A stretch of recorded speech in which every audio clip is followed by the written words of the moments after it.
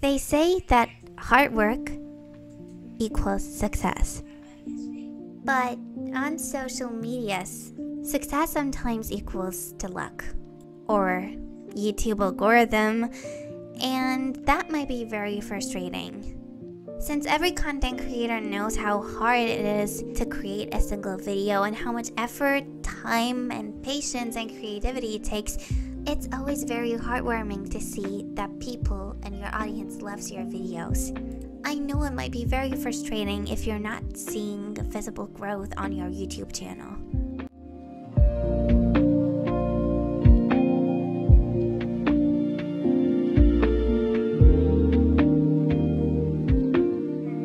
This is me too. I mean, this is actually a majority of people trying to blow up on YouTube and trying to be content creators. And even though we could go and sit together and cry in a corner, no, we're not doing that. Instead, here, I want to tell you about my over 6 years experience of being a content creator on YouTube. Now, please, before you're gonna start getting on me like, Springy, you literally have around 180 subscribers. What do you know about content creating? let me tell you, just because you don't have millions of subscribers does not mean you're not a content creator. And I feel like this is a thing that many people forget. Like, you could have 1 subscriber and still be a good content creator. Now, this is actually one of the first videos where I actually wrote down what I want to talk about. So in the beginning, just to tell you a little bit about my story, I started recording YouTube videos back in 2016. I know, it was a long time ago. And I was like 10 or 11 back then. And my very first videos, I was always in love with video making and all these stuff, and I adored people that did this. So I wanted to do it too. So I basically at first recorded videos about like basically anything that came up to my mind. And then I had a very, very long part of my YouTube journey where I was recording videos with my dog. And then I switched to this channel that you're watching right now. And I was recording videos from a game, and then I stopped. You might ask me why.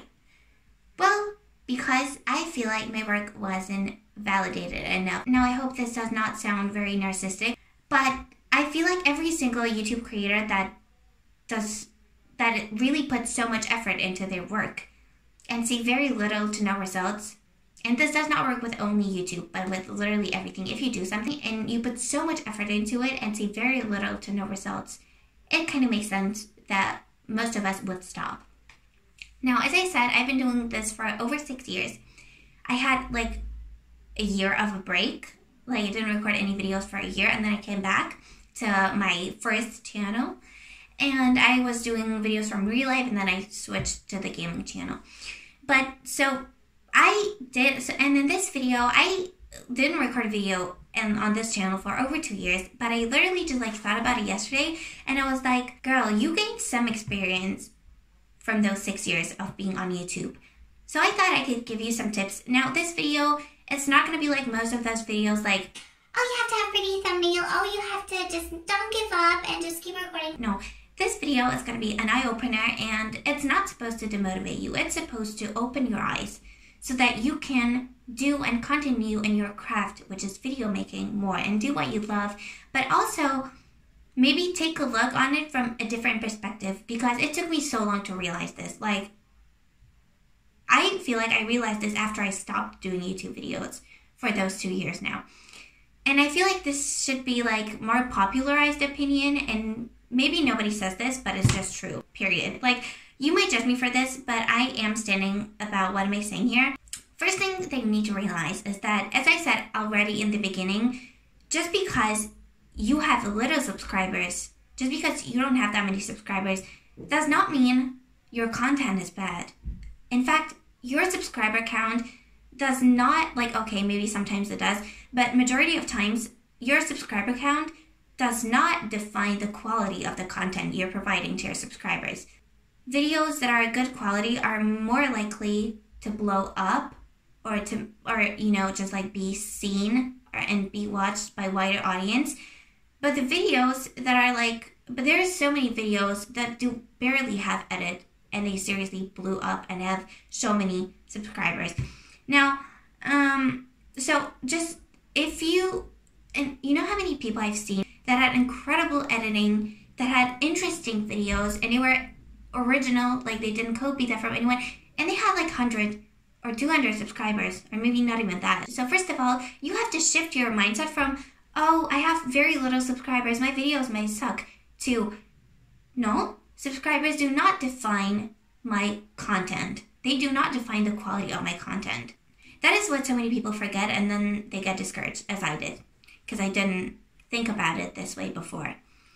Now, another thing, I know this might be a bit controversial, and I may be going against myself, like right at this moment, but English, I feel like English makes it a lot harder for your videos to blow up. Now, let me explain this. I'm doing videos in English, and I did this. At first, I was recording videos in my native language, and then I switched to English. Why? Well, as most people, I wanted my videos to be accessible for a wider audience, because most people speak English on YouTube, and there's a reason for that, and it's great, because obviously, for example, in my native language, not everybody would be probably able to understand, and therefore, yes, we may look on it at first sight like, if I'm going to record a video in language that not many people speak, how am I supposed to blow up? How am I supposed to? How is my video supposed to blow up? How am I supposed to gain my audience? Like I often feel like we underestimate the power of our native language. Let me tell you something. Back then, when I was recording videos from my game, one thing that I realized is that yes, I switched to recording videos in English, and I got more subscribers. Before that, I had maybe like around 60 or 70, and now I have almost 100 more. So I'm not saying that English definitely won't help your channel to grow, but one thing I've noticed and realized so many times is that people that are recording videos from my native language, which is Slovak language, or from Czech language, those YouTubers blew up a lot faster. And they had like 1,000 subscribers, and even more, even like 4,000 and all this. Not all of them, but most of them, at least compared to my channel growth, they grew like this compared to me. And I often realize that, now this might sound harsh, but if we have less, we settle for less. And if we have more, we settle for more. Now, let me explain this. I know maybe it doesn't make sense at first sight, but what I mean by this is that imagine you're in a supermarket, okay? And you come there to buy a milk. Now, if there is a supermarket that has like 10 brands of milks, you are most likely going to take the milk that is best looking, or that you basically know that is the best. And you don't really pay attention to those other packagings or to those other products of basically those milks, because you already know that you are happy with that one milk that you constantly buy, right? This could be with anything. Now imagine the same situation. Instead of walking into a store with 10 brands of milks, there are only 2. And maybe it's not the brand you prefer. Maybe it's not the brand you always keep on buying, but it's a milk and you need milk. You want milk. So therefore, but you want to buy the milk.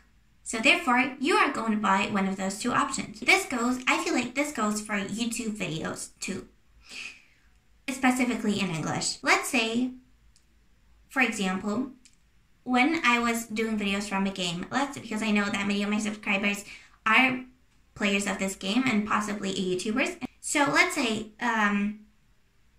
you see a video from someone that is English and that speaks English.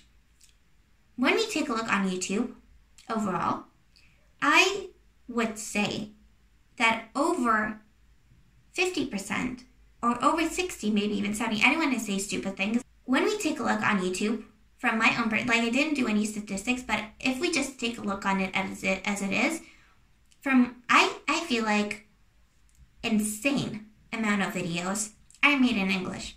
And it makes sense because, as I said, it's language that most people speak in the world. So basically, if creators start creating content in English, this video is in English. So basically, if you create videos in English, you make it accessible for a wider audience. Which brings you views and subscribers. Yeah, all that. But because it's like a sea of videos. If we take this whole English community, which I am in too, we can basically, it's like in a supermarket with those milks. We obviously pick some favorites out of all those videos. We have already some people that we like to see the content from, blah, blah, blah. And oftentimes we like to see, let's say 2 people record videos about makeup products. Well, who you're most likely to watch, the content creator that you already love and like seeing videos from them, or another content creator that you don't really know and that has like 15 views. And I'm pointing at YouTube algorithm. YouTube algorithm, I'm telling you this right now, YouTube algorithm is going to mostly recommend people videos that already have views. Because it's the algorithm. Sometimes it's stupid. I mean, it's not stupid. There's logic behind it. But, sometimes it's not really justified, I feel like. Because it's not given the credit to people. That's why it's so hard to blow up on YouTube, actually. Because YouTube algorithm is putting out there the videos and giving recognition to videos that already have it. Now, I'm not saying they don't deserve it. They totally do. And all content creators on YouTube that are, whether they are or aren't famous, do deserve like all the fame and all the subscribers and all the views. They work hard for it. I'm not saying anything bad about them. I'm just trying to explain how does this work? Like, if this video has 1 million views and if this has 5 views, what video do you think is going to get recommended? Obviously the one with 1 million views. Because YouTube already knows, the YouTube algorithm already knows that this is video what people want to see because 1 million people have seen it. You're most likely want to see it too, right? But if you start recording videos, for example, in your native language, this is how I gained my first audience. Because, we often think that people will not follow us because there's like this little people talking our language compared to this many people talking in English. But in fact, if you are looking for a specific, and for example, this video was in English because I also want more people to understand this, right? But I already, as I said, do not record videos on YouTube actively, so I'm not like looking for like blowing up or anything. I just want to help people with this video. But if you like really try to make YouTube a career or something, I feel like record, or at least starting recording videos in your native language, if it's not English, might be a very good idea. Because as I said, if you come to supermarket that has only 2 milks, like even if that video, imagine your videos being one of those 2 milk packagings, then even if you're still learning and even if the packaging is maybe not perfect, people are going to see it because there's so many people talking your language and there are not that many people that record video in your language compared to English videos. I don't know if that makes sense. I hope it does. So therefore, if you're going to start recording videos in your native language, you might gain huge audience from your country. Or like, you might gain quite a huge audience in quite a short period of time. From my point of view, because that's how I know that I gained my first audience. And then once you like have a certain audience, you might totally switch to English. You might start recording videos in English from the start.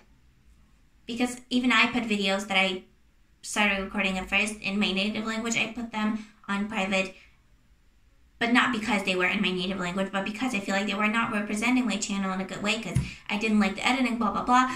But yes. So, and especially if you switch to gaming environment, you know how many gamers out there are doing videos in English? Be different. Be in a sea full of pink mushrooms. Be a green mushroom. You have to be the green mushroom in YouTube community. And trust me, if they're going to be all pink mushrooms and you're going to be the one green mushroom, they will realize you. I don't know why I chose mushrooms for this, but you know what I mean.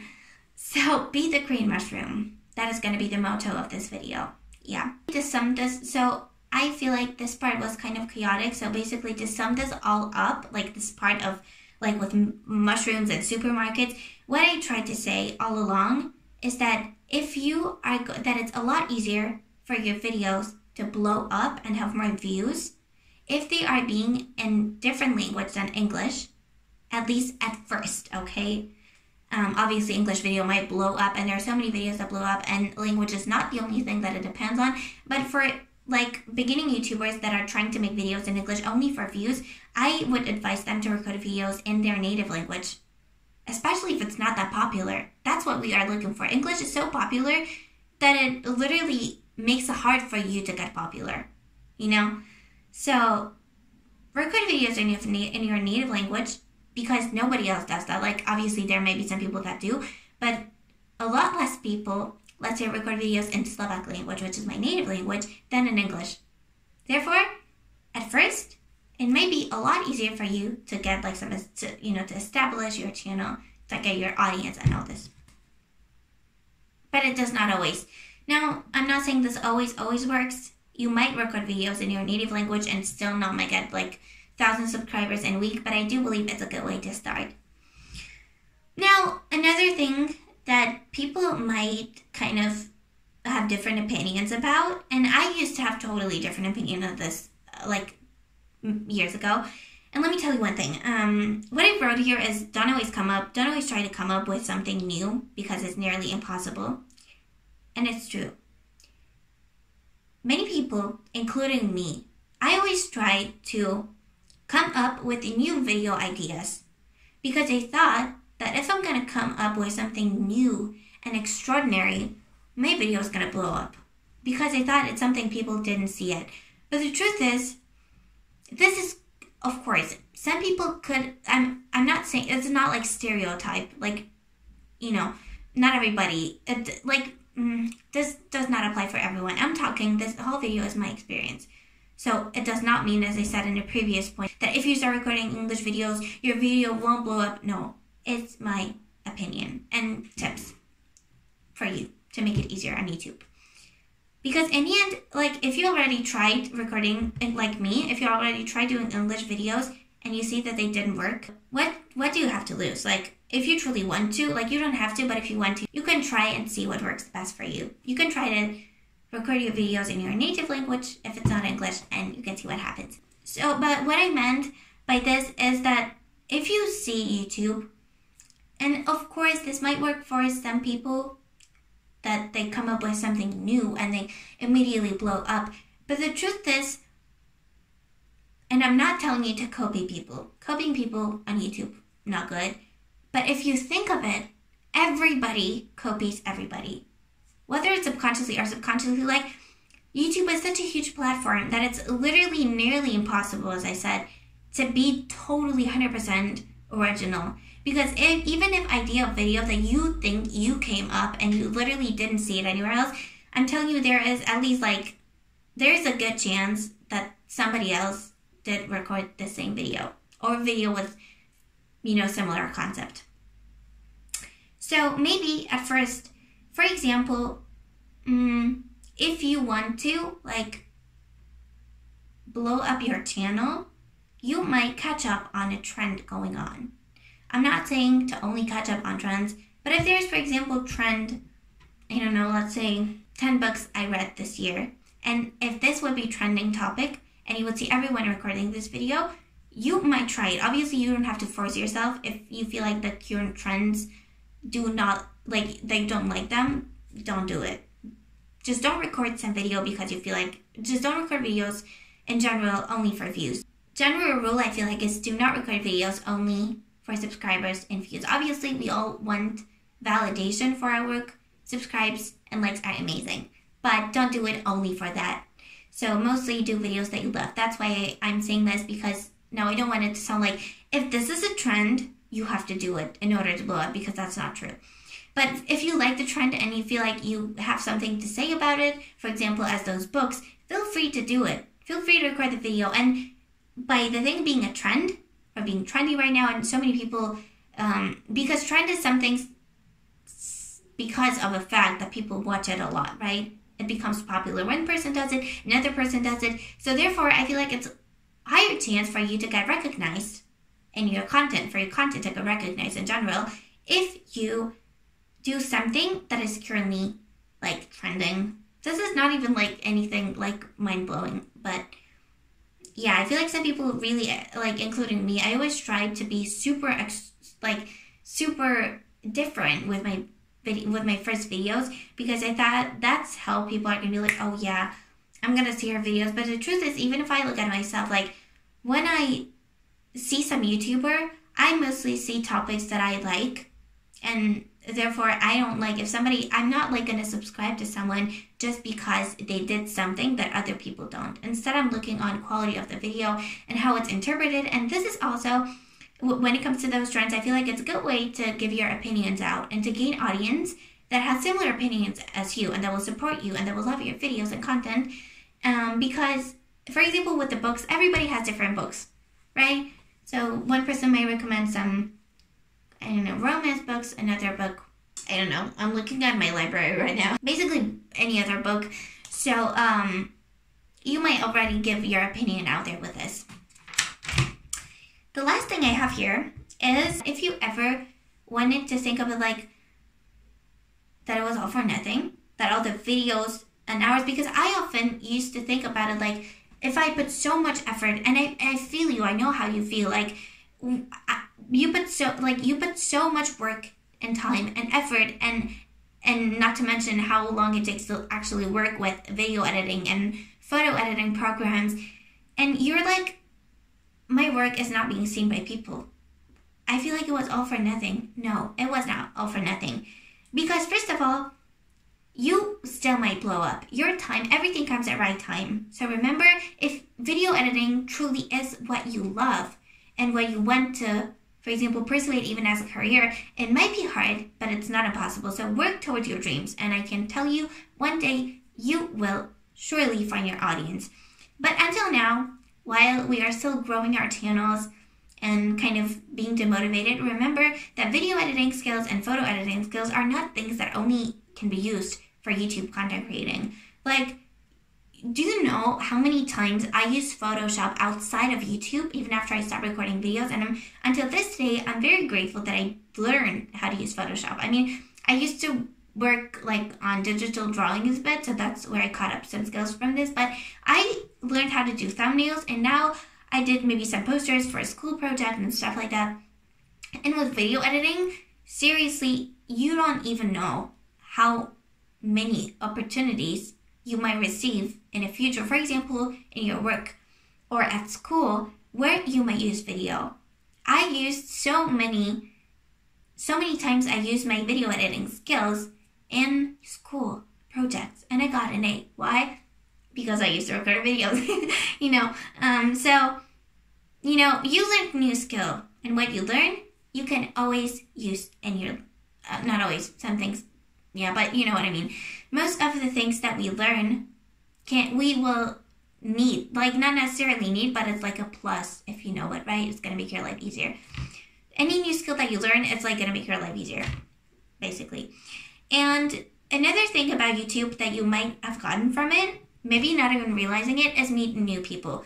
I met some very nice people, whether those were my subscribers or some people that I did one collab with one very sweet person, and I talked with that person for quite some time. And so basically you might get to know new kind people, and you might most importantly inspire others with your content, because I value and I'm very, very grateful for every single of, like, I feel like I have 181 subscribers right now, even though I didn't even record any videos for over 2 years. So I'm very grateful for every single subscriber, because even if you have like 10 subscribers, always imagine physically 10 people standing and watching your videos. Doesn't it feel good that your video caught attention of 10 people? And if you imagine 100 people, like even 50 people, that's so much. We often see those huge numbers like 100,000, and we often feel like 10 is not enough. But if you like transform it into real life, for me at least, like a lot might mean different to everyone, but to me, that 50 people or 100 people saw my video, that is quite a lot if you think of it. And I didn't think like this from the beginning, but I have to shift my mindset a bit. So yeah, it's a lot of people. And like, imagine 12 people subscribed to your channel because they adore your videos. They like your videos. So that's, I feel like, a lot of people, and it's constantly gonna grow. So whenever you're going to feel unmotivated or that your content is not getting enough validation, always remember we all have to start somewhere, and you will find your audience for sure. Because there's like, how many? 8 billion people in the world. Do you think out of those 8 billion people, no one's going to like your videos? That's literally impossible. So you just have to be smart enough. You just have to be, not smart, because I don't want to make it sound like we're dumb for not knowing.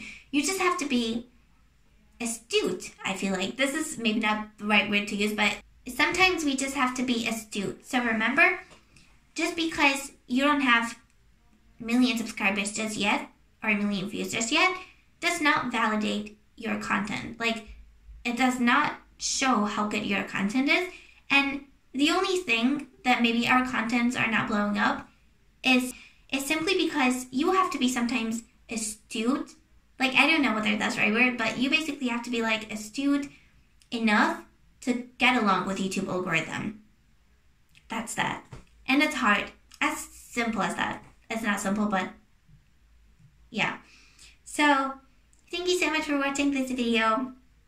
If you're a subscriber that's seen this video even after 2 years of me not posting anything, then thank you so much. And if you are new on this channel and you just clicked on it because, oh, this video might help me, then I hope it does help in the future.